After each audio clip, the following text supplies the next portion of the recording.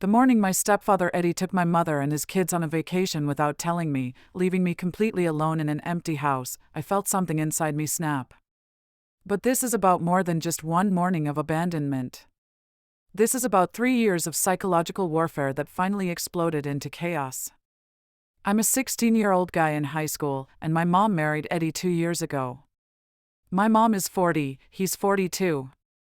My parents never married. I was the result of a passionate but brief fling after college. They thought it would end in a couple of months, but then my mom got pregnant. She refused to terminate the pregnancy, and my dad wanted to be involved in my life, so they arranged shared custody. I switch houses every month. I love my parents, and I know they've both made sacrifices for me. They've lived in the same city for years just so my commute between houses isn't difficult. I didn't know it before, but both have turned down career opportunities to stay close. My mom apparently rejected several men who were deeply in love with her because she wanted to focus on raising me instead of juggling marriage, work, and parenting. I know these things now thanks to Eddie indirectly. He's not exactly the ideal stepfather, and my mother has told me all this to make me accept him. She thinks if she made sacrifices for me, I should return the favor by accepting Eddie. I don't understand that logic. I didn't ask her to make those sacrifices. She could have terminated the pregnancy or let my father raise me alone. But I never argued because I love her and want her to be happy. So I tried to accept Eddie, even though he wasn't particularly nice. And by not nice, I don't mean he was openly cruel, I mean he doesn't like me and doesn't bother to hide it. I don't know why a 42-year-old man has issues with a 16-year-old, but he definitely does. He doesn't speak to me rudely or make nasty comments. In fact, he doesn't speak to me at all. He pretends I don't exist, and this has been going on for 3 years now. I have absolutely no idea what I did to anger him. One day he just decided to stop speaking to me and act like I wasn't there. It's the strangest thing, like he's giving me the cold shoulder for something, but I don't know what, so I can't fix it. My mother says that's just how he is. He doesn't have a problem with me specifically, but doesn't necessarily like me either. But I feel like if you dislike someone, there should be a reason, especially when you're 42 and the other person is 16. When we first met, we got along fine. The first few visits, he'd interact with me, ask questions about my life, and I'd answer politely. Then after one visit, he stopped speaking to me entirely. It was so random. Initially, I thought maybe he'd forgotten to say hello, but it happened repeatedly. I eventually asked my mother if I'd done something wrong, because he was acting like I wasn't in the house. He'd literally turn away when I entered a room. She didn't give me a real answer. She just said he was adjusting to having me around all the time, and maybe wasn't used to it since he'd only dated childless women before. That made no sense because he had 2 kids himself, 2 sons, one 15 and one 12. Their mother died in an accident after the younger one was born. Also, I wasn't there all the time. I went to my dad's house every other month. But a few months passed that way, and I eventually accepted this was how things would be. After a year of dating, he proposed to my mother, and they married a few months later. Then Eddie moved in with his kids. Before that, I'd only met his children a couple times, and even they had been taught by their father not to speak to me. It was insane, and I don't know how I dealt with it for so long, for years, actually. Before the marriage, Eddie and my mother lived separately because Eddie's mother was very sick and lived with them. After they married, he moved her in with his sister and came to live with us with his children. I don't know if any of you have experienced this, but it's incredibly difficult to live in a house with people who won't acknowledge your existence. But I endured it. I felt like a criminal, and the worst part was never knowing what I'd done wrong. I still don't know, but at least I'm not living with them anymore. Years passed and their behavior never changed. I adapted, but it hurt. Every time I went to my mother's place, I had to mentally prepare to only talk to her for weeks. She was the only person who'd speak to me. Everyone else pretended I was invisible. It was painful, but I wanted to spend time with my mother, so I dealt with it. I knew she wouldn't confront Eddie about it, trust me. I tried convincing her many times to get to the bottom of this, but she claimed she'd already spoken to him. She said there were personal reasons she couldn't disclose that explained why he refused to acknowledge my existence, and she couldn't do anything because she understood his perspective. She also understood why I felt bad, but said I'd just have to endure it. When I tried to argue for myself, she'd get emotional and call me ungrateful, pointing out all her sacrifices for me.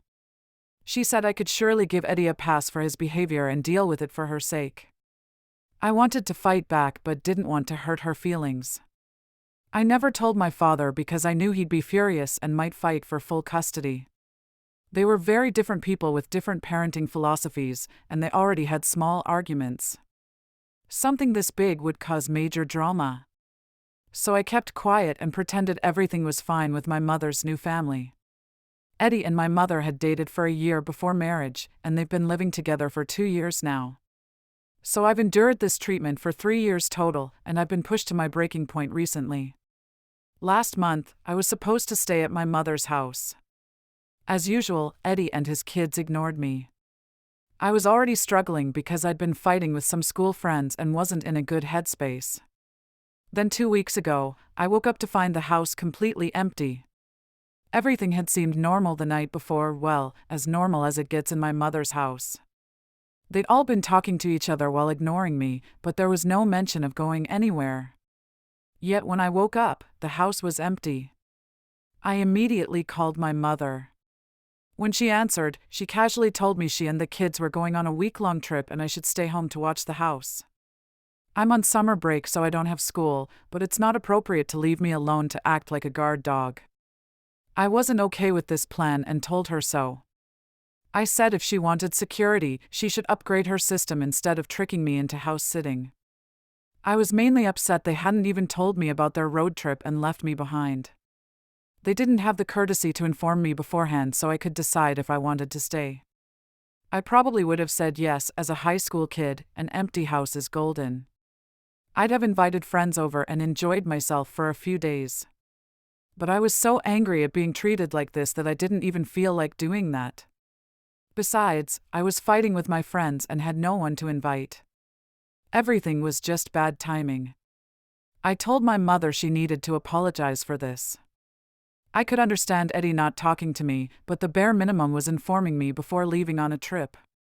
It wasn't nice to wake up alone without warning. She said I was making too big a deal of it and should get over it. She hung up before I could respond, and when I tried calling back, she texted saying she was trying to enjoy her trip and would talk when she reached the hotel. I was so upset that I decided to leave. I knew it meant leaving the house empty, but I didn't care. I tried calling my mother to tell her I was leaving, but she didn't answer and my calls went to voicemail. So I locked up, hid the keys under a potted plant where my mother usually keeps them, and went to my dad's place. When I got there, he was surprised to see me early since I wasn't supposed to return for another week. But I'd had enough, so I went home to him and told him everything that had been happening. I explained Eddie's behavior, how he'd trained his kids not to talk to me, how I felt I'd done something wrong but didn't know what, and how it was driving me crazy. I told him how my mother wouldn't address it, claiming Eddie had valid personal reasons she couldn't share, so I couldn't understand what was happening. I'd endured this for my mother's happiness. She kept reminding me of her sacrifices, saying I could do this for her. But it was becoming too much. I wasn't tolerating it anymore.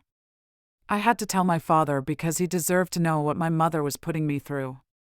Maybe he could help, because I was sick of being treated this way when I'd done nothing wrong and always tried to be kind to everyone.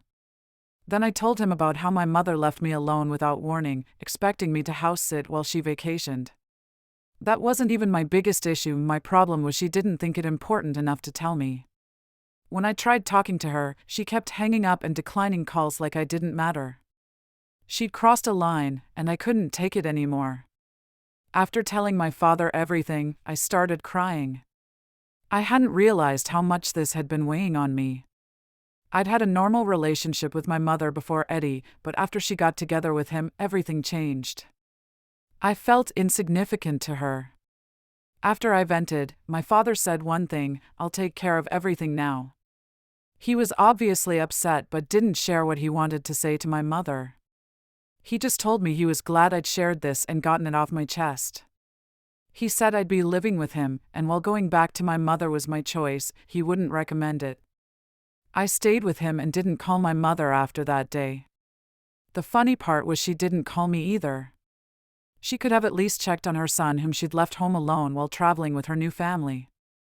I was hurt emotionally, but after talking to my father, I felt lighter and decided not to let it bother me. For 5 days we had no contact. Then when she finally called, I thought she was checking on me, but she was screaming at the top of her lungs. It took me a few seconds to realize she was yelling because I'd left the house and they'd been robbed.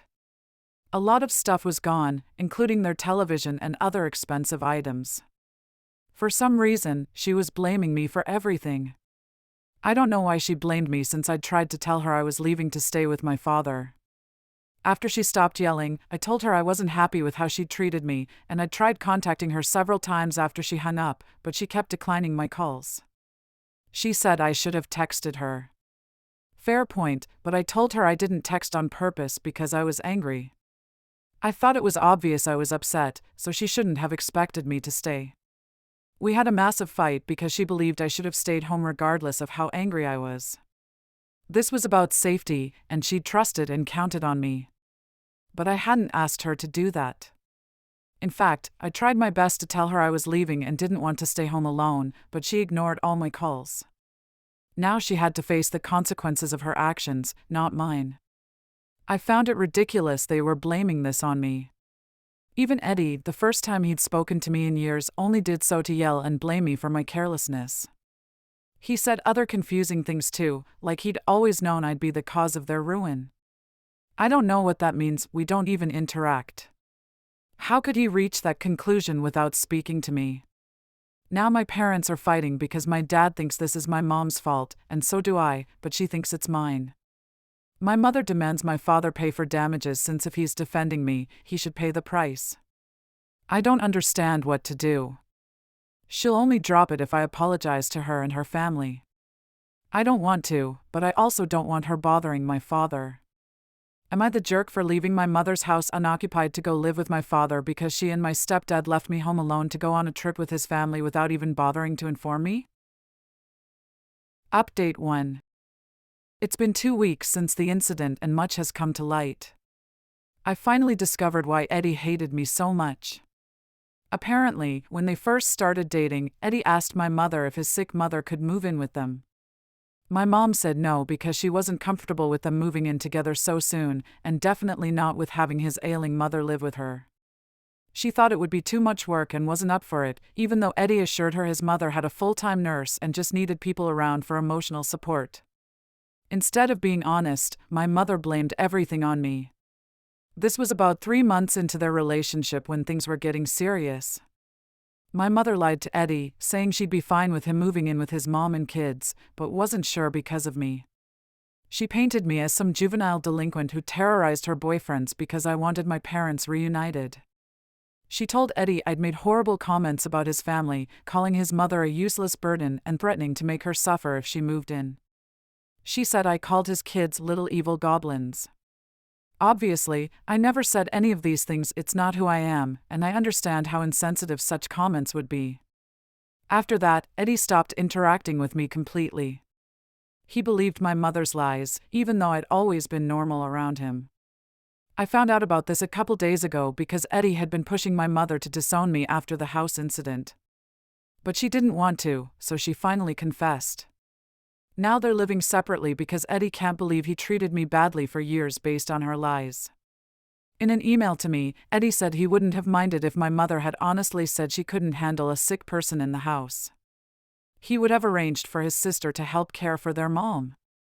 But she chose to lie and create horrible stories about me, which he believed and acted on. He apologized for everything and hopes I'll forgive him.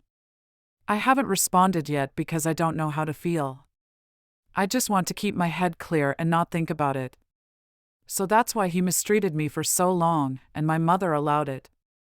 It worked perfectly for her. She kept feeding him lies about me getting in trouble at school, and he never questioned it because he trusted her blindly. Since we never spoke, he never discovered I was actually a normal kid, which kept my mother's lies intact. She's one twisted lady, I have to say. My father is now filing for full custody after learning all this, and my mother is devastated, claiming she loved us and wanted us to be a happy family. But you can't have a happy family on your own terms while ruining everyone else's life. Update 2. Not only is my dad filing for full custody, but Eddie is also filing for divorce. I found out because my mother sent my dad messages begging him to talk to Eddie and fix this because she can't live without all of us. I don't know how she expects us to listen after everything she did. She made sure I was treated like I didn't exist for years, knowing she'd been lying about me to her husband. I pray no one ever suffers this at the hands of their own mother. I kept wondering what I'd done wrong and why her husband and his family hated me for no reason. All this time, she only cared about herself. I've blocked her everywhere and don't want to speak to her again. I had endured so much just because I loved her and wanted her happiness. Clearly, she didn't feel the same about her own son and only cared about herself. So now we both put her happiness first. Well, not anymore. Update 3. It's official, Eddie has filed for divorce. That's all anyone is talking about now among family and mutual friends. My mother is dealing with this strangely by posting sad quotes on social media, which my cousins keep sending me screenshots of. I don't know what she expects, but that definitely won't help. She dug her grave, now she has to lie in it. Update 4. My dad has full custody of me now. It's been a couple of months. My mother fought hard, but the divorce and everything made it complicated for her, and we had proof of what she put me through, so she didn't stand a chance. Her lawyer managed to stretch the case out for a couple months at least. I don't have to visit my mother now if I don't want to, since my dad is the custodial parent. She gets visitation rights, but what's the point since I don't even want to talk to her? I'm happy with my father, and life is going well. I've even made up with my friends and am looking forward to moving on.